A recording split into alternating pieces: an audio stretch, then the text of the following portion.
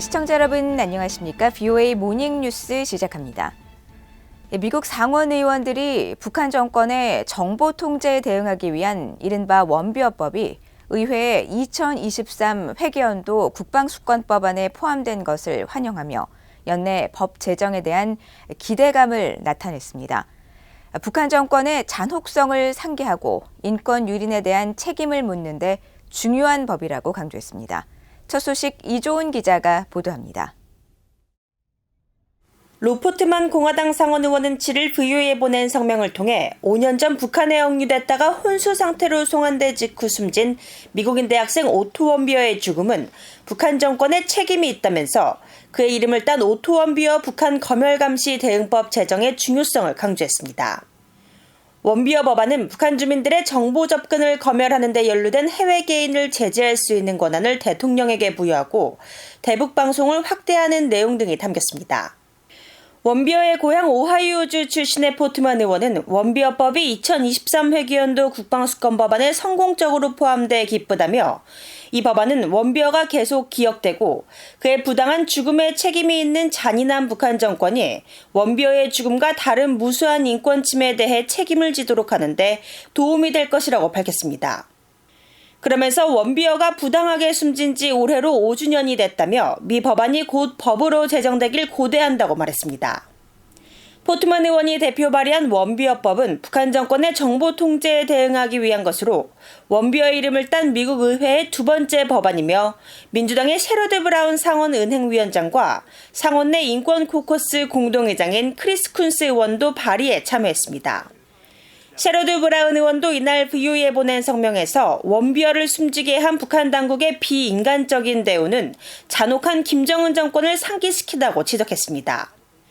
그러면서 원비어법을 국방수권법안에 포함하는 것은 북한이 자국민과 억류자들을 상대로 저지른 인권 유린에 맞서 싸우고 북한의 감시와 검열, 억압에 대응하겠다는 우리의 의지를 재확인하는 중요한 단계라고 밝혔습니다. 크리스 쿤스 의원도 이날 VOA에 보낸 성명에서 원비어법의 국방수권법안 포함은 김정은 정권 아래 고통받은 모든 이들을 위해 정의를 추구하겠다는 미국의 의지를 재확인한다고 강조했습니다. 또 원비어가 받은 대우와 그의 죽음은 잔인하고 억압적인 북한 정권과 그 정권이 인권을 무시하는 행태를 상기하는 처참한 사건이며 원비어법이 국방수권법안에 포함돼 원비어를 기리고 우리가 김정은의 폭력적인 통치하에서 고통받은 모든 이들을 위해 책임과 정의를 추구한다는 것을 재확인해 기쁘다고 밝혔습니다. VOA 뉴스 이조은입니다. 북한 정보기술 IT 분야 인력의 국적과 신분 위조 문제에 대한 경각심이 높아지고 있습니다. 미국에 이어 한국이 관련 주의보를 발표하면서 북한 IT 인력과 해커들의 위장 취업 사례가 다시금 주목받고 있습니다. 함지하 기자의 보도입니다. 2년 전 북한의 가상화폐 거래소 해킹 탈취 자금의 몰수 소송을 제기한 미국 검찰은 소장에서 북한 해커들이 한국인의 신원을 도용한 구체적 사례를 제시했습니다. 북한 해커들은 가상화폐 거래소의 고객 확인 의무 절차 통과를 위해 한국에서 발급된 신분증 2개를 이용했는데 특히 한국인으로 추정되는 아시아 남성이 이 신분증을 들고 촬영한 사진이 담겨 있었고 검찰은 북한 해커들이 이 사진을 가상화폐 거래소에 제출했다고 설명했습니다. 또 지난 2020년 미국의 마이크로소프트사는 북한 해커 집단인 탈륨을 상대로 소송을 제기하면서 해킹 범죄에 이용된 도메인, 즉 인터넷 주소 50개를 공개했습니다. 마이크로소프트는 이들 도메인 등록인이 한국과 일본 등 6개 나라에 거주 중이라고 밝혔으며 이후 도메인 등록자로 지목된 인물 중에 일본인 납치자 송환운동을 벌여온 시미다 요이치 씨가 포함된 것으로 드러나 논란이 일었습니다. 북한의 납치 범죄에 목소리를 높인 유명 인사가 북한 해킹 범죄의 공범으로 이름을 올린 것입니다. 또 당시 탈륨의 도메인 등록인에 이름을 올린 인물 중에는 한국 서울과 경상북도에 주소지를 둔 현모 씨와 송모 씨, 미국에 거주하며 한국식 성을 사용하는 조모 씨도 포함됐습니다. 이들은 모두 북한 해커들이 이름과 주소, 전화번호 등을 도용한 인물들로 추정됐습니다. 또 미국 샌프란시스코의 한 암호화폐 기업은 지난해 여름 고용한 IT 개발자가 북한 공작원이며 수만 달러에 달하는 월급을 북한에 송금한 사실을 올해 2월에야 뒤늦게 확인한 것으로 전해져 북한 공작원의 구체적인 취업 방식은 알려지지 않았지만 이 역시 타인의 신분을 도용했을 가능성이 높다는 지적이 나왔었습니다. 미국 정부는 이처럼 북한 공작원에 속아 북한과 거래한 경우에도 여전히 미국의 제재 등 법적 조치가 가해질 수 있는 사안이란 점을 분명히 밝혀왔습니다. 앞서 국무부와 재무부, 연방수사국, FBI는 지난 5월 발표한 합동주의보에서 북한 IT 노동자들과 이들의 행위, 그리고 이와 연계된 금융거래에 관여하거나 이를 지원하는 개인과 기관은 미국과 유엔의 제재 지정을 포함해 명예실추와 잠재적인 법적 조치의 위험성에 처하게 된다고 밝혔습니다. 한국 정부도 8일 발표한 주의보에서 북한 IT 인력들이 해외 각지에 체류하면서 자신들의 국적과 신분을 위장해 전 세계 IT 분야 기업들로부터 일감을 수주하고 매년 수억 달러에 달하는 외화를 벌어들이고 있다며 북한 IT 인력들의 구체적 활동 행태와 신분 위장 수법 등을 고발했습니다. VOA 뉴스 함지아입니다. 7차 핵실험 가능성 등 북한의 핵 위협이 미국의 확장 억지와 해구산의 도전을 제기하고 있다고 백악관의 커트 캠벨 인도태평양 조정관이 지적했습니다. 캠벨 조정관은 또 한국에서 자체 핵무장론이 나오는 것에 대해서는 미국이 핵 억지력 유지에 전념하고 있음을 분명히 하는 것이 중요하다고 강조했습니다. 박형주 기자가 보도합니다. 백악관의 아시아 차르로 불리는 커트 캠벨 인도태평양 조정관은 8일 워싱턴 민간연구소인 아스펜이 주최한 안보 포럼에 참석해 최근 한국에서 자체 핵무장 여론이 높아지고 있는 것에 대한 질문을 받았습니다. 캠벨 조정관은 인도태평양에서 지난 수십 년간 미국의 확장 억지와 해구산에 대한 안정성과 신뢰도가 유지됐지만 현재 이것이 도전받고 있다면서 북한의 7차 핵실험 가능성과 핵 위협을 거론했습니다. 그러면서 미국이 핵실험에 대한 강력한 대응을 경고했지만 북한의 핵 위협이 영내 안보 불안을 조성하고 있다는 점은 부인할 수 없다고 밝혔습니다. We've made very clear to North Korea, China, other countries that these moves would see responses from the United States, Japan, and South Korea. But it is undeniable that this public threat has had a degree, it has created some anxiety in Northeast Asia. 캠벨 조정관은 이어 북한의 핵 위협과 함께 러시아의 핵무기 사용 엄포, 중국의 핵 역량 증강을 거론하면서 이런 불안 요소들이 미국의 확장 억지를 계속 강조해야 할 이유라고 밝혔습니다.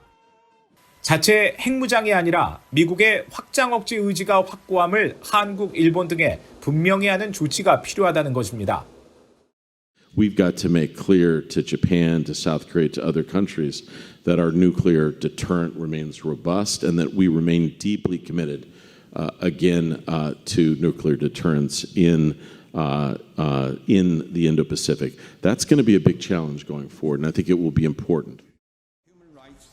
이런 가운데 국무부의 성김 대북특별대표는 전날 유샤오밍 중국 한반도 사무 특별대표와 화상회담을 열고 북한의 최근 도발 고조 문제를 논의했습니다. 성김 대표는 회담에서 올해 북한이 대륙간 탄도미사일 8발을 포함해 전례 없는 수준의 탄도미사일 발사를 감행한 데 대해 우려와 규탄 입장을 표명하고 모든 유엔 회원국이 의무를 다하고 제재를 완전히 이행해야 할 필요성을 강조했다고 국무부는 밝혔습니다. 이와 함께 한반도 평화와 안정을 유지하는 것이 중요한 공동의 목표임을 강조하며 미국은 외교에 전념하고 있으며 언제든 북한과 만날 준비가 돼 있음을 확인했다고 설명했습니다. 앞서 백악관 등 미국 정부는 중국에 대해 대북 압박 의지를 보이지 않고 있다면서 평양에 영향력이 있는 중국이 영내 안보 개선을 위해 그 영향력을 사용해야 한다고 촉구했습니다. VOA 뉴스 박형주입니다.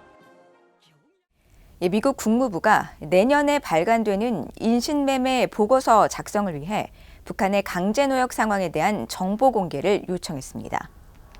국무부는 8일 연방관보에 2023년 인신매매 보고서를 위한 정보 요청을 게재하고 올해 4월부터 내년 3월까지 미국과 해외 정부가 인신매매 피해자 보호법에 따라 인신매매 근절을 위한 어떤 조치를 취했는지 평가할 정보가 필요하다며 북한 노동자 문제에 대한 전문적인 경험이 있는 개인과 단체 관련 정보를 요청한다고 밝혔습니다. 특히 북한 노동자 중 국가 간 합의나 해외 정부와 연관된 사업에서 강제 노역을 당했거나 당할 위험이 큰 사람들이 있는지 등에 대한 정보를 요청했고, 이에 따른 정보는 국무부 인신매매 감시 퇴치국에 내년 2월 1일까지 서면으로 제출하도록 했습니다.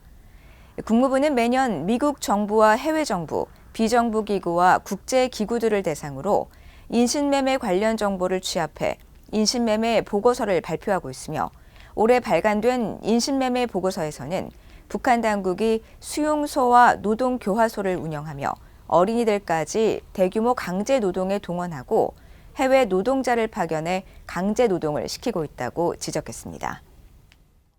한국 정부가 북한의 인권 실태를 정확히 알리기 위해 내년 초 북한의 인권 상황을 담은 보고서를 공개할 예정이라고 밝혔습니다.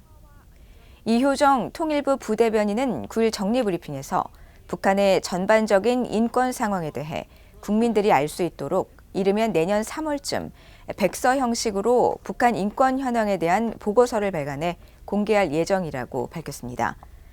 통일부는 지난 2017년부터 북한 인권 보고서를 작성해왔지만 그동안 3급 비밀로 분류해 일반에는 공개하지 않았으며, 문재인 정부 시절 공개되지 않았던 지난 6년간의 조사 기록을 담아 공개할 방침인 것으로 전해졌습니다. 통일부는 또 윤석열 정부의 비핵화 로드맵인 담대한 구상의 체계적인 추진과 통일 전략 기획 수립을 위한 통일 미래 전략 기획단을 장관 직속으로 신설하는 내용을 골자로 하는 직제 개정안을 입법 예고할 예정이라고 밝히고, 이를 통해 대외 상황과 관계없이 정부의 비핵화 통일 정책을 안정적으로 추진해 나갈 것이라고 강조했습니다. 대북 인도주의 지원이 이루어지기 위해서는 북한에 대한 접근, 즉 국제요원 복귀와 지원 물자 반입이 우선돼야 한다고 유엔과 대북지원단체가 밝혔습니다. 유엔 인도주의 업무조정국 대변인은 8일 대북 인도주의 지원 원칙에 대한 VOA의 질문에 국제요원들이 가능한 한 빨리 북한에 복귀하고 물자를 반입하며 2020년부터 중단된 역량 강화 활동 재개를 위해 사업 현장에 접근하는 것이 매우 중요하다면서 이 같은 조치는 보다 광범위하고 포괄적인 대응을 가능하게 할 것이라고 강조했습니다.